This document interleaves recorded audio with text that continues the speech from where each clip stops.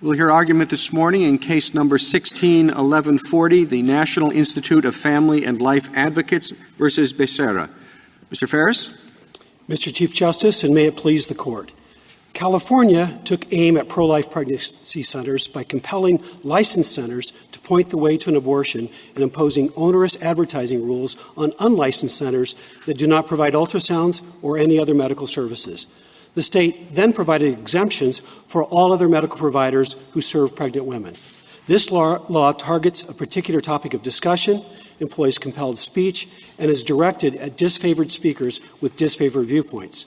What would be the situation, take the other side, if the state law were that all women's health providers that perform abortions would have to tell the patients, if you would like to carry the pregnancy to term, you will have access to a clinic that will assist them, provide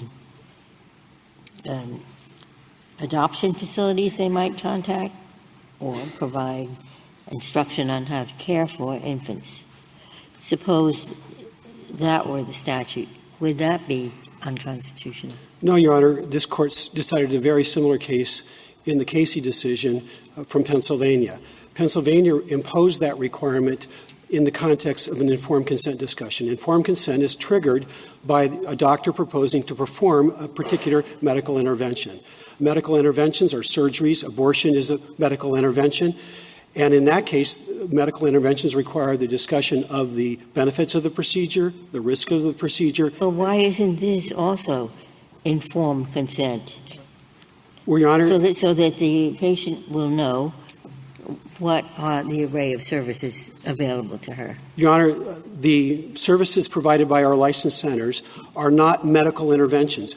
Perhaps the best explanation is a Planned Parenthood center in Pennsylvania did pregnancy tests and ultrasounds, but did not perform abortions, requiring that Planned Parenthood center. They talked about abortion, encouraged abortion. That would be unconstitutional to compel them to give this disclaimer because it's not a procedure. Maybe Justice Ginsburg can protect her own question, but I was interested.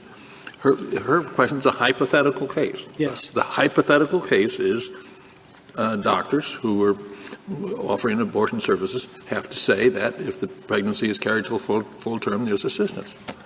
Your Honor, that it would be... It's a hypothetical case. I understand, Your Honor. If the state anchors that in the informed consent framework, then it would be considered under the Casey legal principles. Because in Casey, this Court recognized that... It doesn't anchor it under any, that's what the law is, what it says. If you are an abortion provider, you have to tell patients that if they want to carry the pregnancy to term, they can have assistance, call this number. Your Honor, yes, that is in the context of proposing a medical intervention, describing the alternatives. This Court in Harris v. McCrae and in Casey indicated that the state has an additional interest beyond the health of the woman in the interest of advancing the life of the unborn child to a degree. It can't go too far. But you're saying that if there is a non-medical facility, I mean, I don't want to put words in your mouth. This is a question. If there is a non-medical facility that the state has reason to think is telling women about only one set of options and not another set of options. But here, the case would be they're only telling women about abortion providers, and they're not telling women about other ways that they may be able to complete their pregnancy, that the state could not impose a requirement that facility post a notice saying, in fact, there are many kinds of facilities in the world, and some are abortion providers, and some are crisis pregnancy centers, and some are something else, that would not be permissible? Your Honor, that would be decided, since it's in an unlicensed facility that the requirement is being framed up, that would be judged under strict judicial scrutiny, and I don't believe it would be required. If in the license context, however, it would still be the same framework, but the analysis would be slightly different. Because it's here, in this case, it's I guess I'm not sure licensed, unlicensed. You were suggesting that everything turned on whether a medical procedure was going to be performed. And my hypothetical was designed to take out the medical procedure. In other words, this is a facility that just refers women. But it refers women only to abortion providers. And the state decides we don't want facilities that refer women only to abortion providers. We want facilities that will tell women about the full range of their options. And so the question is, would a requirement that such a facility post a notice saying there actually are a lot of options and here's how you can access them, would that be unconstitutional? Yes, Your Honor, because under your hypothetical, it's a targeted law. It's aimed at particular people and not given to all doctors who diagnose and confirm pregnancies. Well, what if it wasn't targeted? What if there were a state law that required every doctor or facility that provides medical treatment for pregnant women to post a notice setting out the full range of options available to those women and where they might obtain services at no cost if those are available? Would there be anything wrong with a law like that?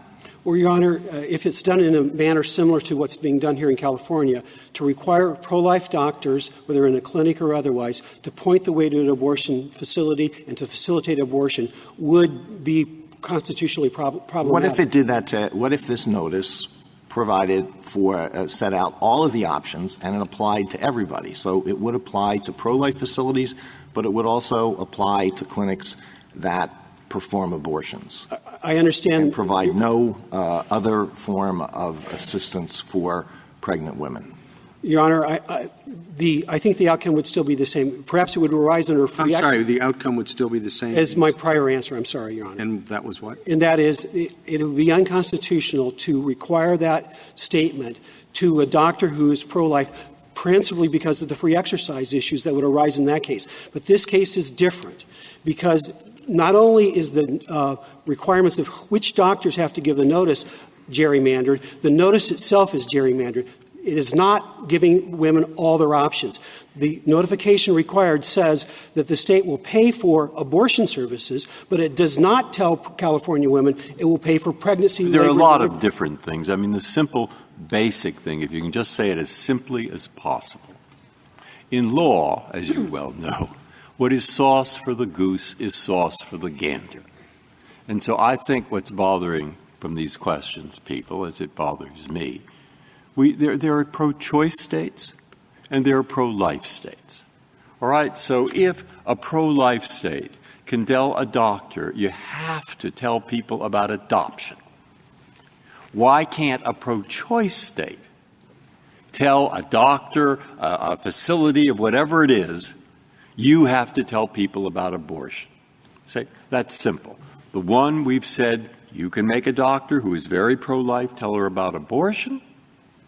Okay? I get it? And why don't we have to say, to keep sauces the same, well, now, you're a pro-choice state, then you can make these people tell them about abortions. Your Honor, if it is simply a line of demarcation about your position on abortion, that would be unconstitutional in any state. But the laws that have been upheld are doctors who are going to perform abortions, not doctors All right, who so you want to draw a line as to whether it's actually the doctor, medical treatment about to do it, as not. Yes. Okay, yeah. I got it. My other question, and it's the only other one I have, is you have a totally different line in which you are attacking this, and that is you say, which is certainly a point, that this statute picks out 60 to 70 really pro-life facilities and says you have to post these signs, but nobody else does. Right? Isn't that That's basic? correct, Your Honor. Okay. Now, that sounds like you have a point there, if that's correct. But doesn't there have to be a trial on that? What did you argue to? This is just a preliminary injunction. Don't you have to have a trial or present some evidence? I don't know what your evidence is. I don't know what the evidence is on the other side. And can we decide that without knowing the evidence? Well, Your Honor, the gerrymandering of the statute is evidence from the face of the statute. The way the statute works is that it begins by only regulating clinics that are licensed under Section 1204 of the California Code. That is limited principally to nonprofit community clinics. So all doctors in private practice are out of the statute to begin with, and the state admits this in its brief. Additionally, among those nonprofit clinics, the clinics that are in general practice are exempted out, even though they serve pregnant women.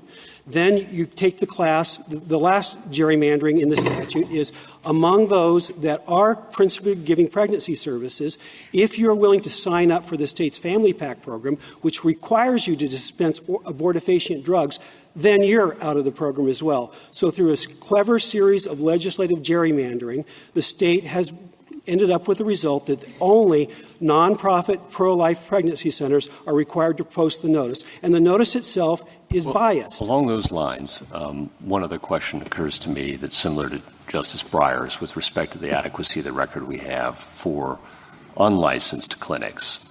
We don't have a lot of evidence with respect to the nature of the burden that would be imposed by the 48 font requirement on all ads.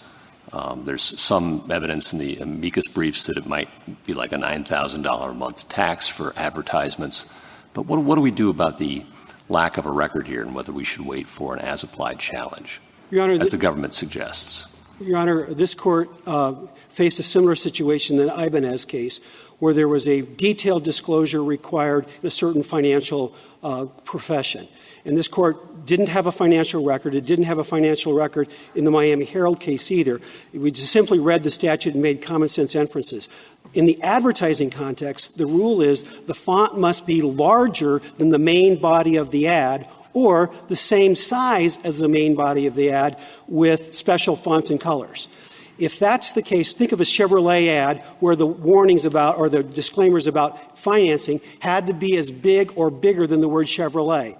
That is not an effort to inform people. That's an effort to clutter the ad and drown out the message of the ad. We don't know what kind of adjustments might have been made because this case went off without any kind of evidentiary hearing, as was pointed out.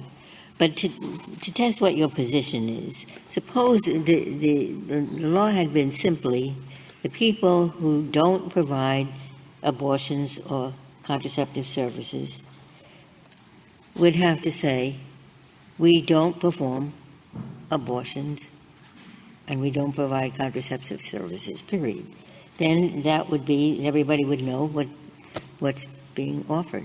Well, Your Honor, would that be constitutional? Not if it's done in a targeted fashion. Again, if all doctors in California who treat pregnant women are under the same requirements, but when there's special imposition upon a targeted group of people because they don't like their position on abortion, that is the form of targeting that this court outlawed in Sorrell. And that's what's going on here. Counsel, can you please explain to me what the difference is between the licensed and unlicensed in terms of the services? Certainly. And then I have a question based on that. But you seem to be basing your argument on the point that at least the unlicensed people are not providing procedures, correct? They're not providing any medical services. Well, they are advertising themselves. I looked at a few of them, and exemplary of is the Fallbrook Pregnancy Resource Center website, and I'm fairly sophisticated. There's a woman on the home page with a uniform that looks like a nurse's uniform in front of an ultrasound machine. It shows an exam room. The text of the page titled Abortion says Fallbrook will educate clients about different abortion methods available and describe in medical terms different abortion procedures. The website also says clients will be evaluated by nurses and that they follow all HIPAA regulations, which if they're not a medical provider, they don't have to follow HIPAA. If a reasonable person could look at this website and think that you're giving medical advice, would the unlicensed notice be wrong? Your Honor, to answer the first part of your question, our unlicensed facilities do not provide any medical services being defined as. But they do provide medical advice. Well, they provide advice on the topic of pregnancy, which is basically. So let me ask you, how's that different from what a doctor does? When you go in for a pregnancy, you see the doctor, and the doctor will describe, hopefully, the benefits of a pregnancy and perhaps its risk, because depending, not all pregnancies are without complications. So this is consulting about a medical condition. How is that any different than Casey? You come in to talk to a doctor about abortion, the state says you have to tell the person the alternatives. Your Honor. So if you're going to choose to talk to people about, if you're an unlicensed facility, about pregnancy, why shouldn't you tell people that you're not a doctor? Well, Your Honor, in Casey, again, the doctors that were being regulated were the ones that were performing abortion. The court made note in Casey that it upheld that requirement because it was parallel to the general practice of informed consent. Unlicensed people who talk to women say you can choose parenthood, you can talk about adoption. They talk about the issue of pregnancy, to be sure. So is it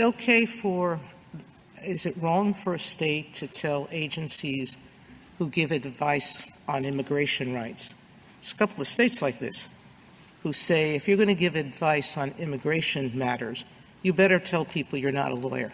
Those are unconstitutional? No, Your Honor. That New York statute that does that gives those immigration people who are required to give the notice the ability to intervene in cases and matters. That would otherwise be the practice of law. And so what that amounts to is similar to a statute referred to by the state in its brief, where naturopaths and other alternative providers who are clearly otherwise engaged in the practice of medicine are allowed to do so if they give a disclaimer. You're redefining medicine. Medicine is defined by the state. You need a license to practice medicine. True. In normal circumstances. So if you're giving people advice about pregnancy when you're not a licensed facility, please explain to me what is both misleading, incorrect, or suggestive in any way that a person has to do something like go to to a doctor.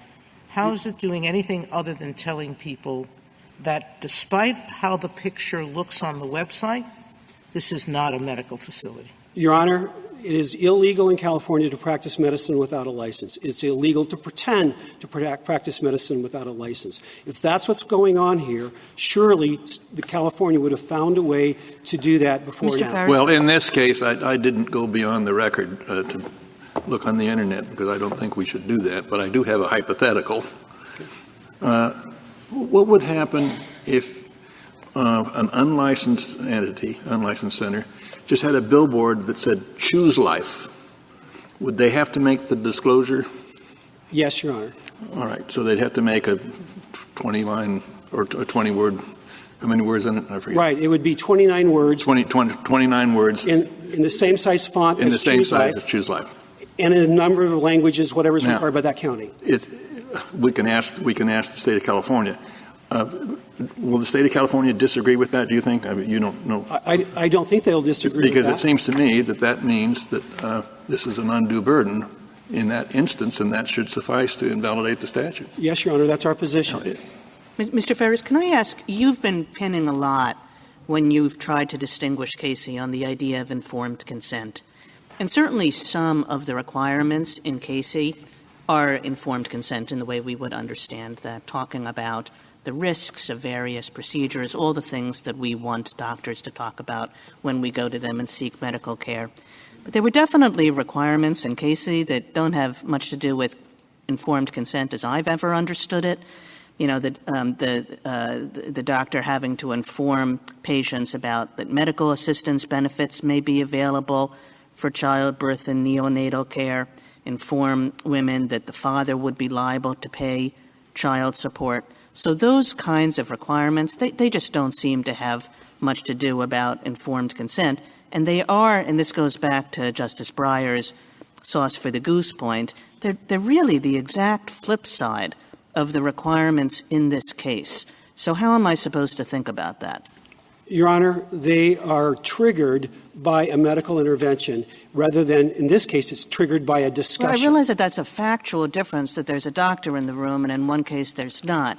But these are not informed consent requirements. Well, Your Honor, this Court held they were in Casey because they were components of informing women about the alternatives to the abortion process. I see that my time has got to the point I'd like to reserve the balance for rebuttal. Thank you, Your Honor. Thank you, counsel.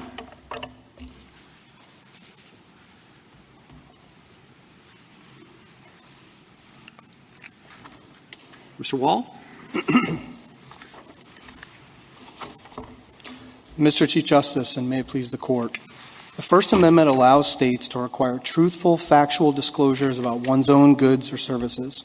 What the First Amendment does not allow, and what California has done, is to require pregnancy centers to make disclosures about services they do not provide and that would violate their most deeply held beliefs without any showing by the state that it truly needs to compel speech rather than speak its own message. What about if the law were instead, if you are providing women's health services, you have to list all the services that you provide.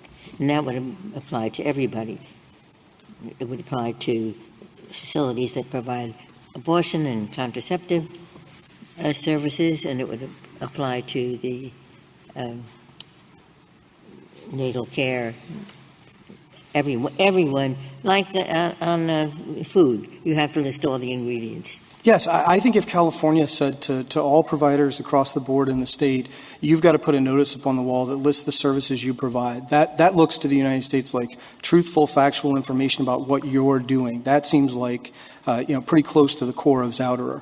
I think the concern here is that the license notice in California and similar statutes in 2 states, Hawaii and Illinois, are really different from the vast bulk of disclosure requirements like that one. I didn't understand the question to be along the lines that you've answered. It's not simply a requirement of whether or not the facility must list the services they provide.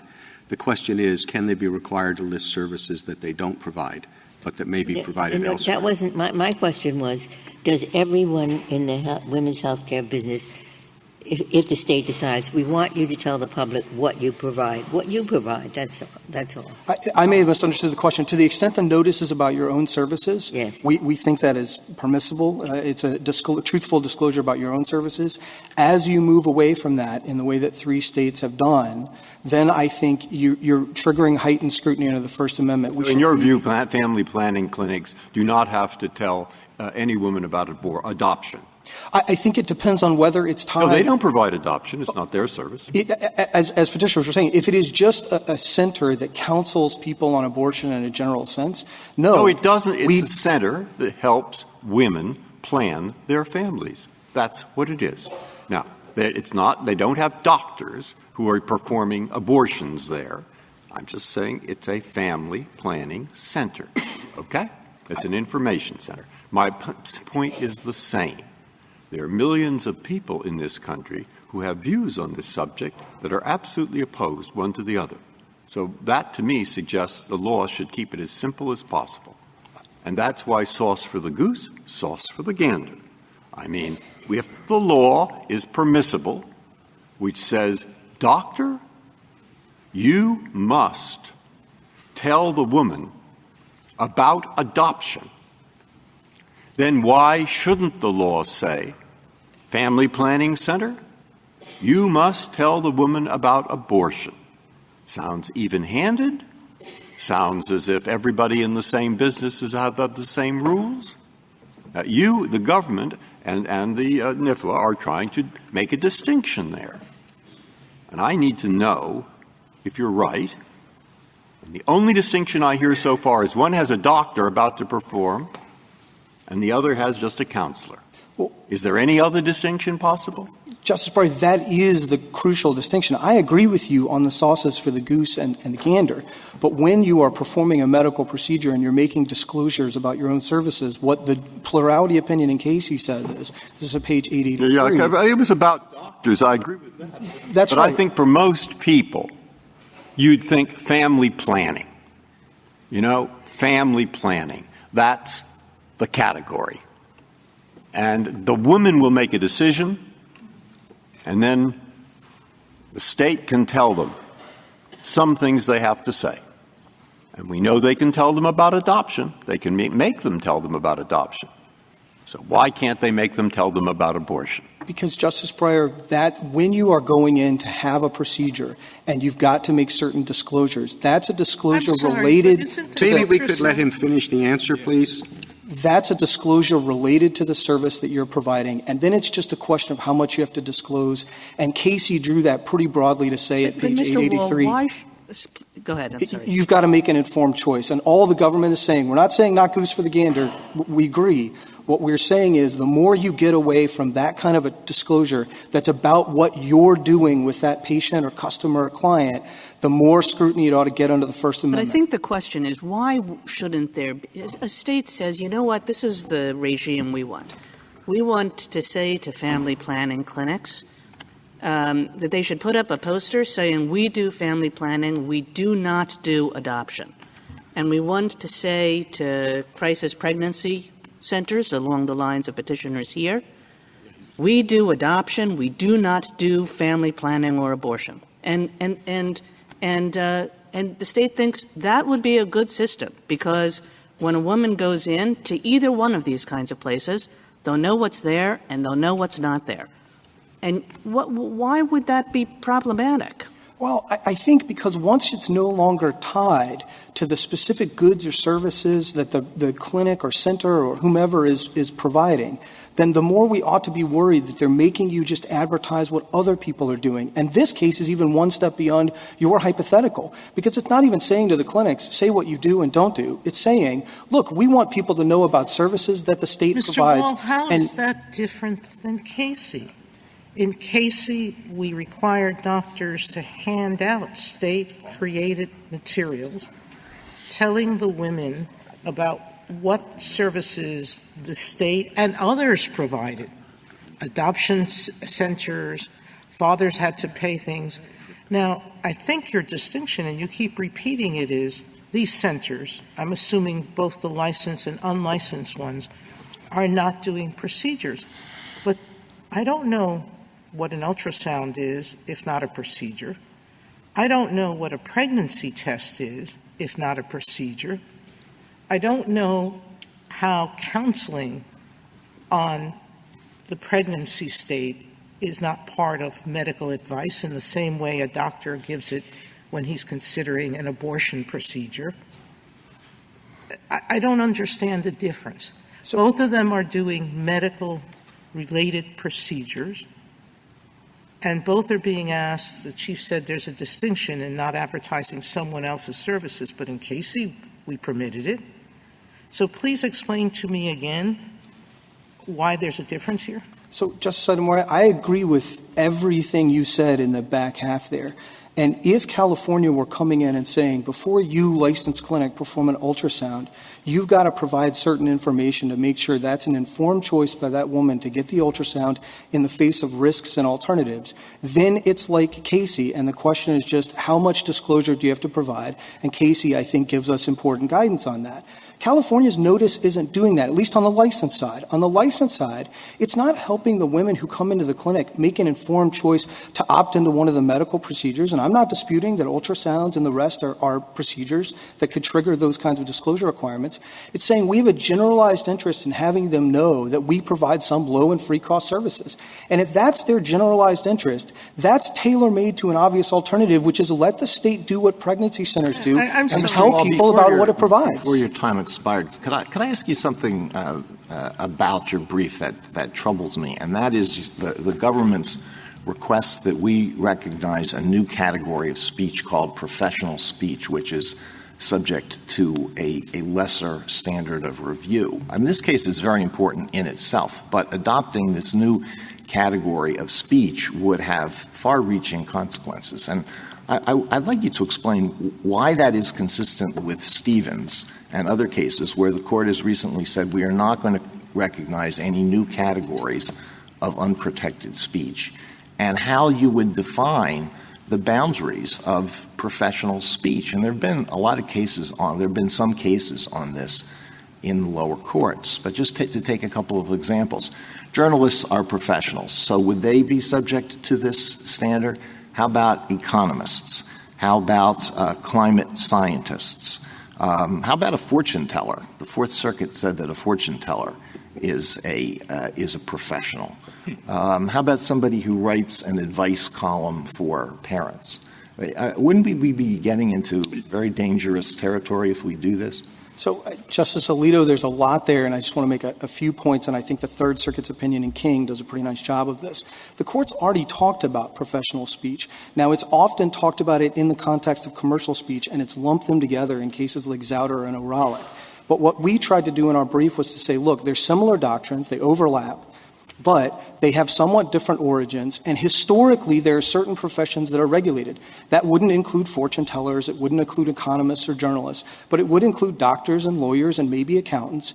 And so we do think that there is some room for the states historically in that area, and what we've tried to say is, whether it's Zouder or some equivalent for professional speech, if it's a disclosure about what you're doing, we should think that's a fairly low level of scrutiny.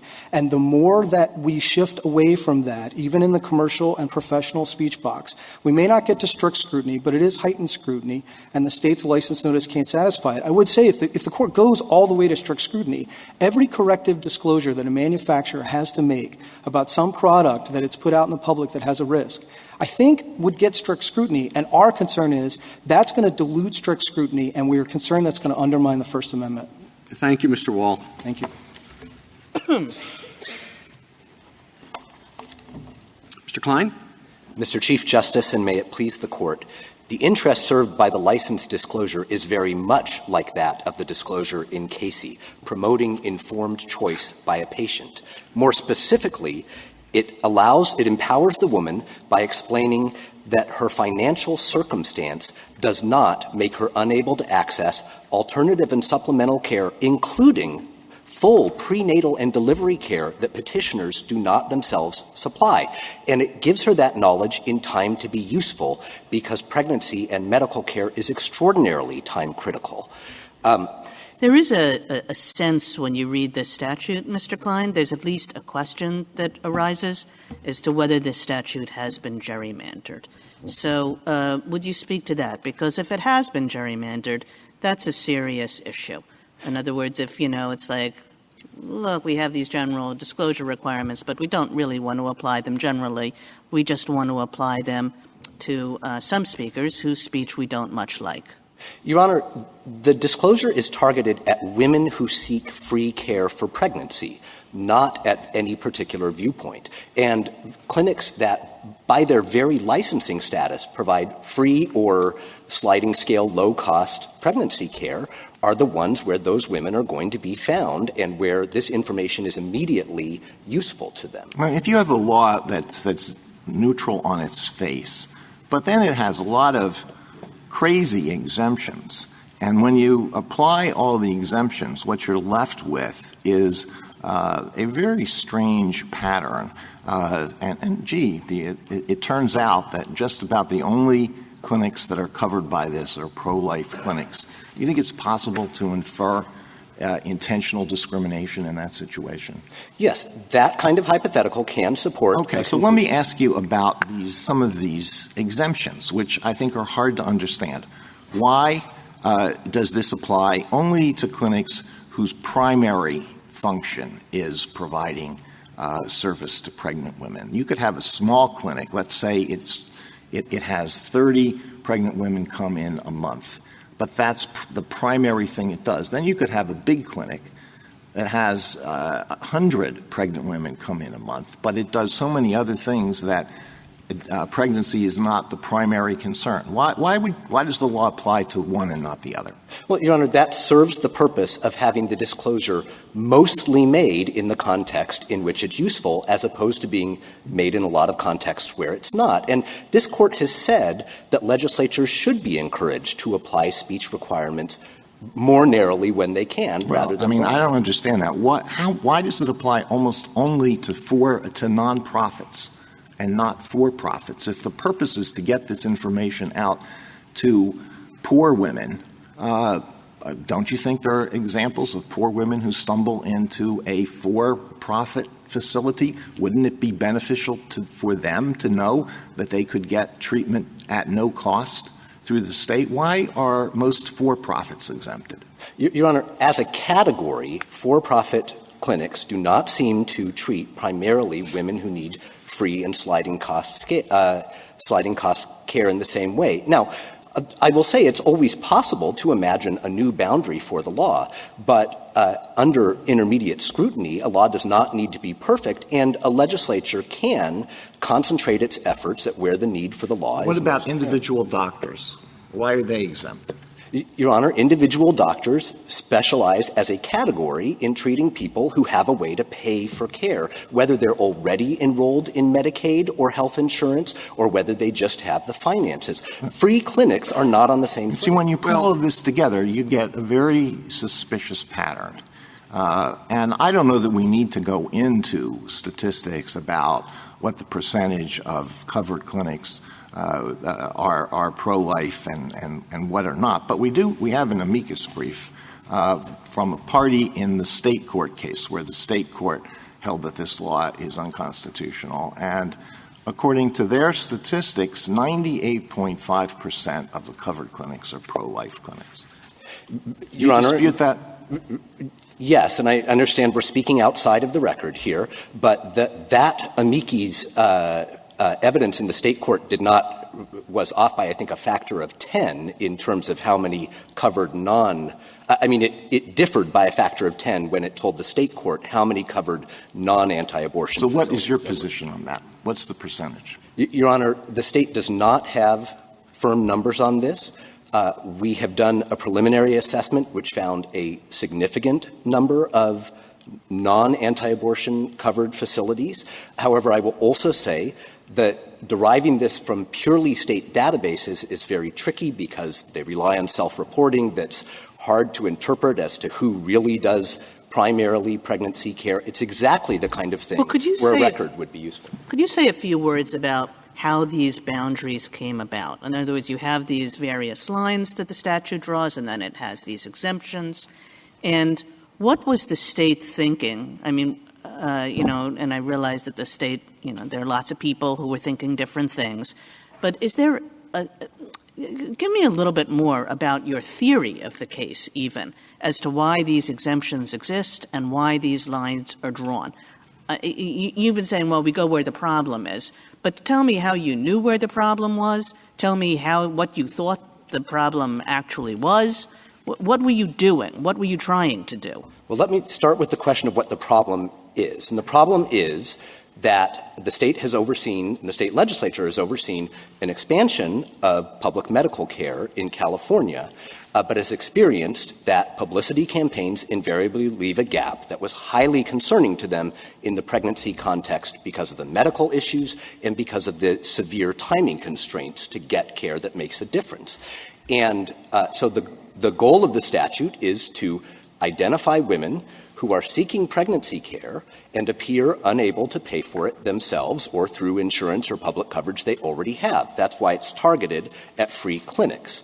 Now, there was a reference to exemptions, and the exemption, leaving aside the exemption for federal clinics, which I think is obvious, the exemption for Medi-Cal FPAC providers reflects that a notice would serve little purpose at a provider which already provides care under those programs and which has the incentive to help women enroll in them. One way to think about how a statute like this gets enacted is to say we're really concerned that there are low-income women, don't have a lot of access to information, don't realize what all their options are, want to make sure in general and across the board that they get the best information that's available to them.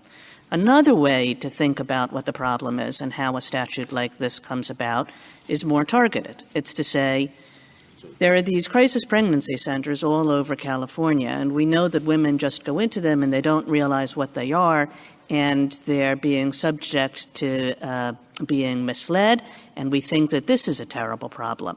And it might be that that the state could legitimately view that as a problem. It's a much more targeted problem. Whether it's a problem or not, it's much more targeted than the first. And I guess what I'm asking is this the second kind of statute or is it the first kind of statute? It's the first kind of statute, and the author's verbatim statements well, about if it's the first kind of statute, then why shouldn't this Court take cognizance of the state's other available means to provide messages? If it's about just ensuring that everyone has full information about their options, why should the state free ride on a limited number of clinics to provide that information? Well, Your Honor, the legislature is aware of the shortcomings of other methods, as evidenced by the gap that has remained despite their efforts to publicize. Now, what you describe as free riding, I'd respectfully submit, is a permissible speech requirement in the professional context. Well, but if you're trying to educate a class of persons about their rights, it's pretty unusual to force a private speaker to do that for you under the First Amendment. Your Honor, I don't think it's unusual to require a professional to explain alternatives or additional options that are available, as in Casey, and also as in the laws that have been cited in our brief, the New York brief. Put aside. Maybe you could finish your answer to Justice Kagan's question.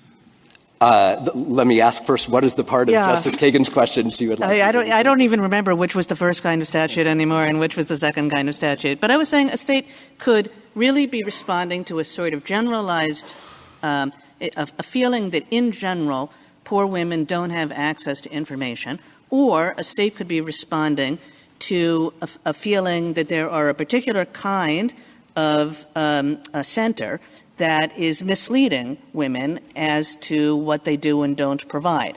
And I can see this statute arising in either of those two ways and wanted you to tell me why you thought it arose in the first way and not in the second. Right. Well, let me say I don't think they're exclusive. The primary issue is women not knowing where they can get the free care they need for all of their options, including carrying a healthy pregnancy to term and having a healthy baby.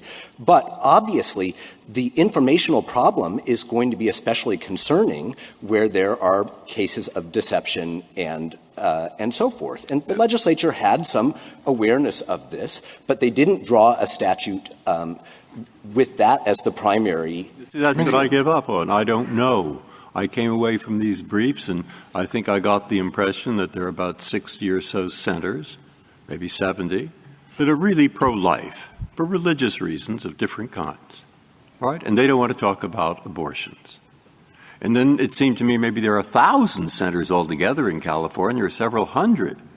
And I really did end up wondering, well, in all those centers, do the poor women really get the information about free abortions? I have no idea. I mean, the fact that they may have a medical thing doesn't mean they tell everybody about it. I don't know what they're like. So this is my question. Don't we need a trial on this? And I don't see, I'm just telling you right now, I have no idea. And your answers don't tell me, they're not empirical. You haven't told me whether women who don't go to these 67 centers, but do go to, say, 700, are all informed, whether the center is a member of the Cal medical program or not. I don't know whether they're all informed. And I suspect that you don't either. And therefore, I think trial, that's what they're for.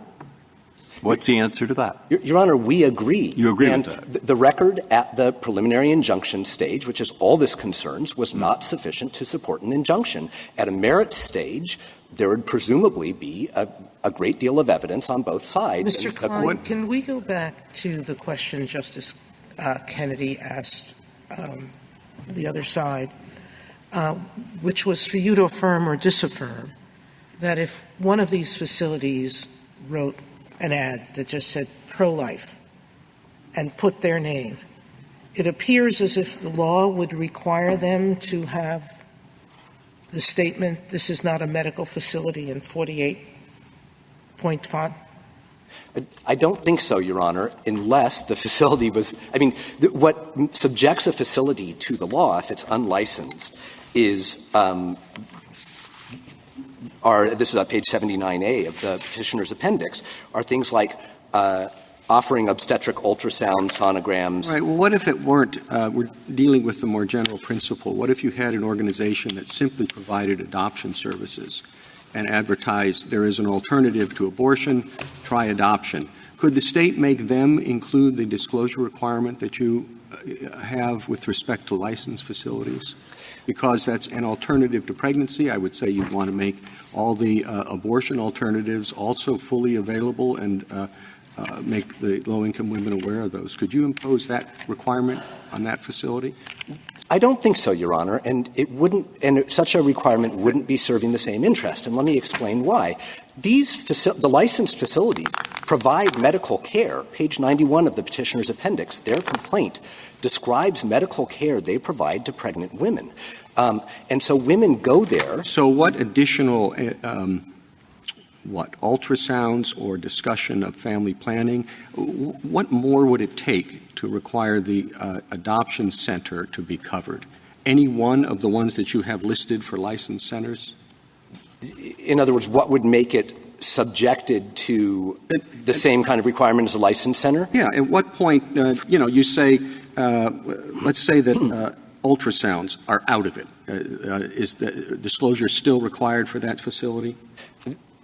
I don't think the ultrasounds per se make the difference. What would make the difference as a constitutional matter is it licensed as a medical facility and does it provide medical care to people who pregnancy testing? If the adoption center also provided pregnancy testing, could you cover them?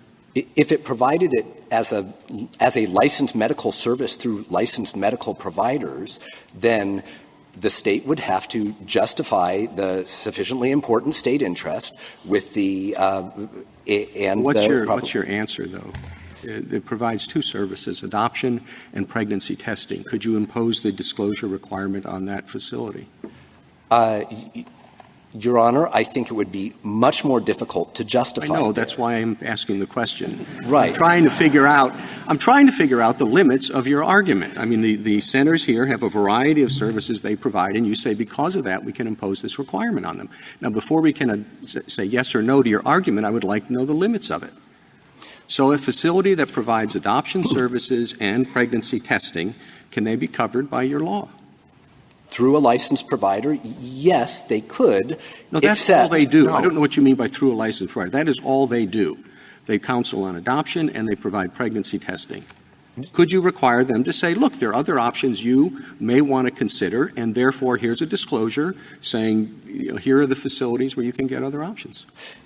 On reflection, I think probably not. And here's the difference, because they're providing a so much more limited set of medical services that it may be less. Mr. Klein, can we go back to my question? I have read the law with respect to facility, and it requires a facility to do two of four things before it qualifies under the law. So abortion, you appear right that they have to, one, offer ultrasounds, obstetric sonograms, or prenatal care, pregnancy testing or diagnosis, or three, prenatal mammogram test or pregnancy, and four, collect health data. But they have to do two or more of those things. But let's go back to the question Justice Kennedy asked. One of these medical care facilities says pro-life and their name. Are they required to post a notice? And you started by answering the question, and I don't think you finished. And the answer is no, they're not required to. Because they're not offering in the advertising one of these services? Because they're not, right, they're not doing two. No, that's not. Show me where that is in the statute. If it's a covered facility, then any ad that they put out, including one that just says choose life, has to include this disclaimer, we're not licensed. But in order to be a covered unlicensed facility, it has to do two or more. Yes, it has to do those things. So you have a facility that offers pregnancy testing, and they advertise that they offer pregnancy testing. That's all they do. And they put up an ad that says choose life. They have to put in the disclaimer. Yes, in that circumstance, they may be required to do that. And do you agree that mandating speech that the speaker would not otherwise give, indeed does not agree with, alters the content of the message? Yes, it does. All right. So then you're saying that on this billboard, the state can require that the content of the message be altered, even though they're not providing medical services. Yes, Your Honor, because the criteria are designed not to see who's providing medical services. That's taken care of by our unlicensed practice law. It's designed to address instances where the services that are offered and provided could make a woman believe that she's going to be accessing medical services and is spending her time and resources to do that and is unable to evaluate what she's getting. If we uphold your argument, if we agree with your argument, could the state then amend its statute and say that any evangelical group that has a 7-day rally for pro-life has to give required information of this sort? No, Your Honor, I don't think that would follow. Why not? Well, and even putting aside the free exercise targeting, so religion is not a part of this calculus in the case that you have? Well, Your Honor, your hypothetical statute did target at evangelical groups. That is on its face unconstitutional. So I'm assuming we want to take that out. It didn't target it, it included it. So I think the statute is reasonably read and applied in recognition of its purposes, which are the purpose to prevent women from making their decisions about where to go based on mistaken confusion about what's offered. That's a classic Zouderer purpose. Now, there was a question raised about 13 different languages and what a burden that would be. I don't know what the state's answer to that. It means one thing just to say we are not a licensed medical provider. But if you have to say that, those two sentences in 13 different languages, it can be very burdensome. Your Honor, if the statute, if in application to a kind of ad that the centers otherwise have been running and would run, if it makes it too burdensome to place those ads, the statute would be unconstitutional as applied to that. Well, what is the situation for Los Angeles County? This is California law. You should know the answer. Somebody is going to put up an ad, a covered unlicensed facility posts an ad in Los Angeles County. In how many languages must they print the disclosure, the disclaimer? It would be 13, and it would be if a plaintiff showed standing and made a record of the kind of ad that they used to run and that it would be impossible to run it that way. It would be unconstitutional, but that requires actual standing. And what kind of an ad would, if it's a what kind of an ad would, as to what type of ad would that not be unconstitutional? Well, Your Honor, there is nothing in the record about what ads these plaintiffs do, in fact, run. So we don't know. We do know this doesn't apply to TV and radio ads, for instance. I want to make sure, if I may, to address one point. So you want me to have a remand for them to tell the court what a billboard is? Because I don't know that. Your Honor, there's a lot of things we don't know, but I think we know what a billboard is. We don't know what ads these petitioners or NIFLA's members run. It's not in the complaint. And for a preliminary injunction, the court was not, and the language issue wasn't raised at all on preliminary injunction. So the court did not abuse its discretion with respect to that. What about, there were legislative findings about false and misleading representations. Has California ever brought charges against any of these places for false and misleading advertising? I'm not aware that the state has. I believe that the city and county of San Francisco has, for instance. But in any case, that doesn't address such a procedure would not be superior. First, that kind of policing that kind of issue would not necessarily be more speech protective, since it might involve undercover patients, record subpoenas, site visits, and the rest. Because it would have the virtue of applying evenly to all persons and all industries, and a law that is very familiar. I mean, anti-fraud provisions in commercial speech are well known and don't pose any of the problems we've been discussing today. So Why wouldn't that be a superior mechanism for addressing these concerns if we're talking about a narrower set of concerns, just Right. anti-fraud concerns? So the narrower concerns, which are not the only ones here, it could be significantly more, or at least it's an open question about whether it would be as or more speech intrusive to be really getting into everything that the petitioners are saying to assess it, as opposed to requiring a 2-sentence notice that mostly obviates the need for that because it gives women the information to protect themselves and make informed decisions in the very limited time that they have available simply by seeing the notice to call the government. And the one is prophylactic and requires you to compel speech from someone else. That implicates First Amendment concerns. The second puts the burden on the government to prove that someone has abused their free speech rights. And this court's normally pretty jealously protective of speech. So why isn't, again, that latter approach preferable? For the same reason that it wasn't a necessary step in Casey, because in the regulation of professional speech, the government, given the close and reliant relationship that the patient has on her physician, can require a certain amount of speech to ensure that the patient makes informed decisions about very important matters. The main difference from Casey is how much less burdensome this disclosure is, because there's more flexibility in how it can be delivered, and because it's only giving a phone number for the patient to call and get information from the government, rather than requiring the physician to herself hand over a complete state-written pamphlet, which is what the disclosure in Casey required.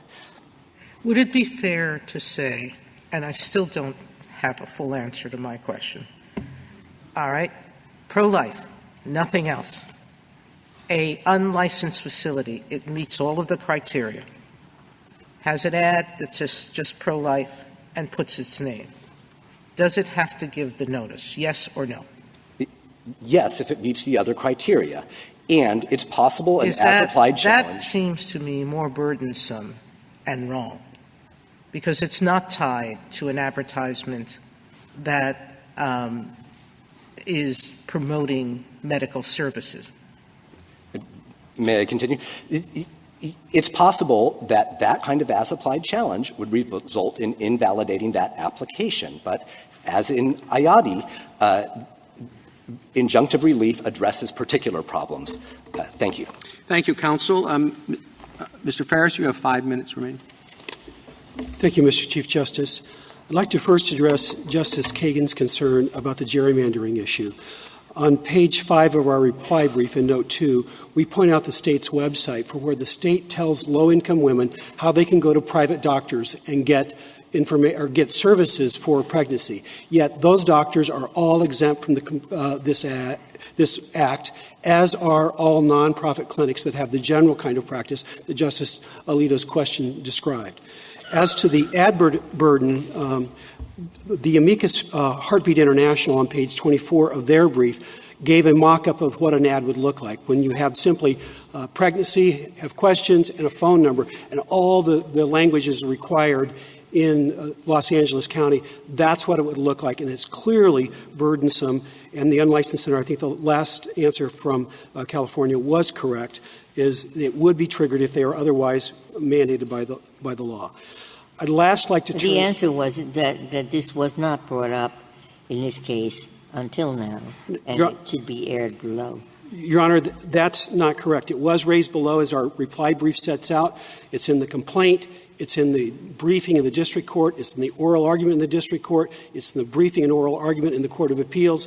All those details are on footnote 5 of our reply brief.